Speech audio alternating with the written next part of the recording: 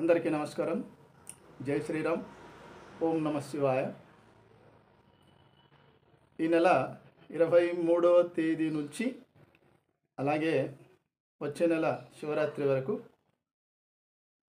హిందూ బంధువులైనటువంటి అందరూ కూడా శివదీక్షను స్వీకరిస్తున్నారు.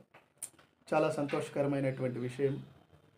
అలాగే ఆల్రెడీ కొంతమంది శివదీక్షను కూడా స్వీకరించడం జరిగింది. ఈ శివదీక్షకు సంబంధించి నేను ఒక విషయాన్ని అందరి దృష్టికి, భక్తులందరి దృష్టికి తీసుకొని రావాలనుకుంటున్నాను.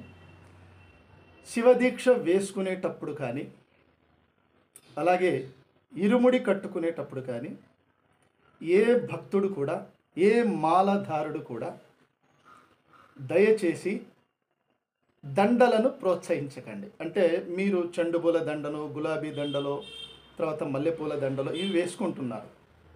అంటే దీక్ష తీసుకునేటప్పుడు కానీ, ఇరుముడి సమర్పించేటప్పుడు కానీ ఈ దీక్ష అంటే ఆ దండను వేసుకుంటున్నారు. నిజానికి చెప్పాలంటే సాక్షాత్తు శివుడి మెడలోనే దండ ఉండదు. సాక్షాత్తు శివుడి మెడలోనే దండ ఉండదు, అంటే పూలహారం ఉండదు.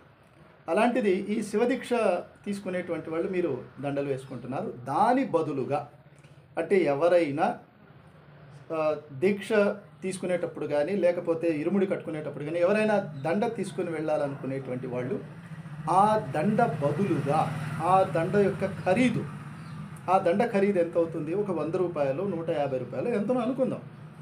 ఆ దండ బదులు ఆ 100 రూపాయలు ఆ స్వామి చేతిలో పెట్టండి.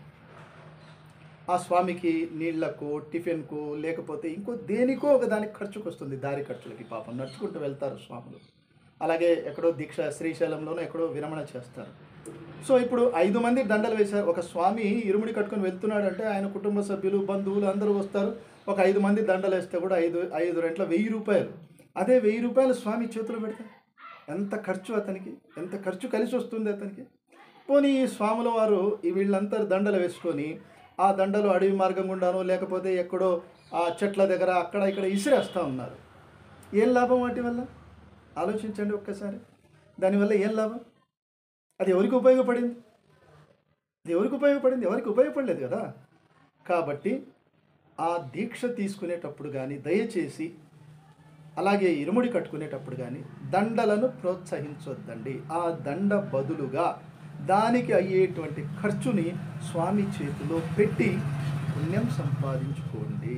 ఆ స్వామి ఖర్చులు, ఆ స్వామికి ఖర్చులకు ఇవ్వండి ఆ అమౌంట్ను దాని బదులుగా.